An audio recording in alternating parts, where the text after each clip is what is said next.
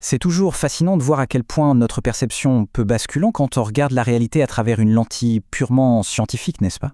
Bienvenue dans cette nouvelle exploration. Aujourd'hui, on met un coup de projecteur sur une figure qu'on connaît tous super bien, mais qui est souvent, à tort, réduite au simple rôle de gentil petit animal de compagnie. Et pourtant, en croisant les données cliniques, sociologiques et biologiques, une vérité dingue émerge. Le chien est un véritable pivot systémique. C'est une entité qui a littéralement le pouvoir de transformer la santé humaine en profondeur. Les recherches dévoilent une mécanique de guérison qu'on ne soupçonnait même pas. Et franchement, c'est absolument captivant. Alors, une question fondamentale s'impose d'emblée. Comment est-ce possible? Comment la simple présence silencieuse ou juste un simple regard de chien peut-elle réussir à court-circuiter des traumatismes psychologiques si profonds que même la parole n'y a plus accès?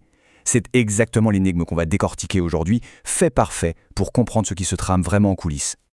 Ok, alors plongeons dans le vif du sujet. Au programme de cette analyse, on commence par le pivot biopsychosocial, on enchaîne avec la biologie de la connexion, ensuite on aborde le concept de la sonde émotionnelle et de l'autonomie, on voit comment le chien efface le stigmate social, pour terminer sur l'approche globale nommée « une seule santé ». Allez, c'est parti. On attaque donc la première étape, le pivot biopsychosocial, c'est-à-dire l'adoption d'un modèle systémique. Pour vraiment capter l'impact de l'animal, il faut absolument s'appuyer sur les 4 piliers du modèle BPSE. C'est une grille de lecture hyper intéressante.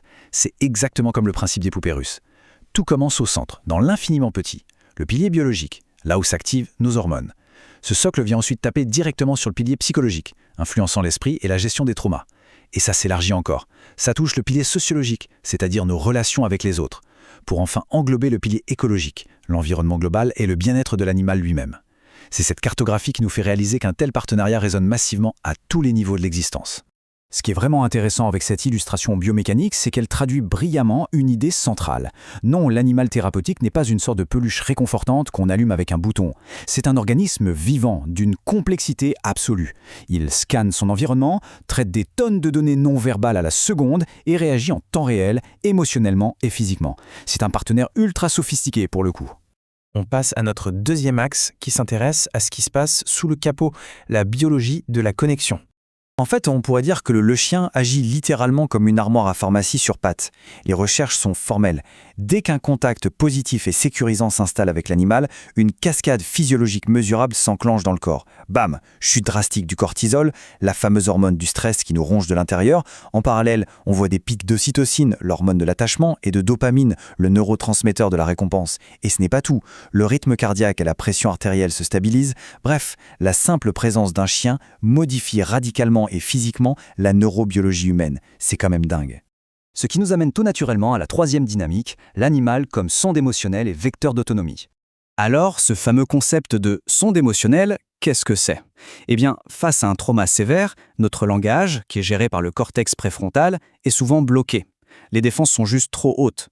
Mais le chien, lui, s'en fiche des mots. Il communique directement avec notre cerveau reptilien en déclenchant des réponses émotionnelles brutes, sans filtre.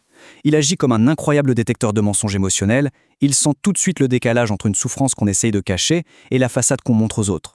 Honnêtement, avec un chien, c'est impossible de tricher sur ce qu'on ressent. Je ne vois pas un patient, mais mon partenaire. Cette citation résume parfaitement l'une de ses plus grandes forces cliniques. Le chien, les diagnostics médicaux ou les passés compliqués, ça lui passe complètement au-dessus de la tête. Quand il regarde un humain, il ne voit pas une personne malade ou brisée, il voit un partenaire. Et cette acceptation inconditionnelle, c'est la clé de tout. Ça crée une bulle de sécurité totale parce que la peur d'être jugé ou rejeté disparaît complètement. C'est dans cet espace neutre que la vraie reconstruction psychologique peut commencer. Les programmes cliniques pour les vétérans atteints de stress post-traumatique illustrent ça à merveille. Le simple fait de se voir confier à un chien crée une bascule psychologique vitale. On passe du statut de patient passif à celui super valorisant de personne qui prend soin d'un autre être vivant. Il faut se lever pour le nourrir, le sortir tous les jours, ça réinstaure une routine ultra saine. Et geste après geste, ça permet de rebâtir l'estime de soi et le pouvoir d'agir. En clair, on se répare soi-même en prenant la responsabilité de réparer l'autre. Et ça déborde au-delà de l'individu. C'est notre quatrième dimension, l'effacement du stigmate social, ou comment sortir de l'invisibilité. Sur le plan sociologique, le changement d'identité provoqué par un chien est bluffant. Dans la rue, une personne marginalisée ou visiblement en détresse est souvent ignorée, contournée ou regardée de travers. Mais, ajoutez un chien à l'équation et la dynamique s'inverse complètement. L'individu n'est plus la personne sans abri ou le malade, il devient dignement le maître ou la maîtresse du chien. L'animal joue le rôle d'un fantastique lubrifiant social. Il brise la glace, relance les conversations et redonne à l'humain une place accessible et valorisée aux yeux de la société. Les observations sur le terrain avec des personnes sans abri ancrent totalement cette théorie dans la réalité. Le chien devient une vraie bouée de sauvetage émotionnel, empêchant l'isolement total. Les passants s'arrêtent pour caresser l'animal, ce qui crée des interactions spontanées. Et surtout, la capacité d'une personne à protéger et nourrir son chien, parfois même en se privant elle-même, c'est une preuve publique et indéniable de sa résilience, de sa compétence et de sa profonde humanité. Nous voilà déjà au 5e et dernier axe de notre analyse, l'approche écologique globale, plus connue sous le nom de Une seule santé ou One Health. Parce que oui, face à tous ces bienfaits, il y a une réalité scientifique qu'on ne peut pas ignorer. Le chien n'est pas invincible. En clinique comportementale, on l'appelle souvent une éponge émotionnelle. S'il arrive si bien à apaiser l'humain, c'est justement parce qu'il absorbe une grande partie du stress, de l'hypervigilance et des peurs qui l'entourent. Du coup, accompagner une personne traumatisée au quotidien, c'est prendre le risque que le chien développe lui-même un stress chronique ou une hyperdépendance par mimétisme. La bientraitance animale n'est donc pas, ce n'est pas juste une question de gentillesse, c'est une obligation thérapeutique stricte pour que le système fonctionne. J'adore cette phrase « L'humain doit être le gâteau, le chien n'est que la cerise ». Ça résume parfaitement la philosophie du One Health. Pour que ça marche à long terme, c'est à l'humain et à son environnement de fournir une base solide, le fameux gâteau. Le chien vient se poser dessus comme la cerise, pour apporter cet incroyable bonus de guérison. Mais attention, une cerise s'en tient pas en l'air tout seul. La santé humaine, animale et environnementale sont liées dans un circuit fermé. Protéger l'une, ça veut forcément dire protéger les autres. Au terme de cette analyse sur le modèle BPSE, le constat est sans appel, ce partenariat homme-animal est exceptionnel. Il modifie nos cellules, guérit notre psychologie et retisse nos liens sociaux. Mais cette efficacité vertigineuse nous laisse avec une ultime question.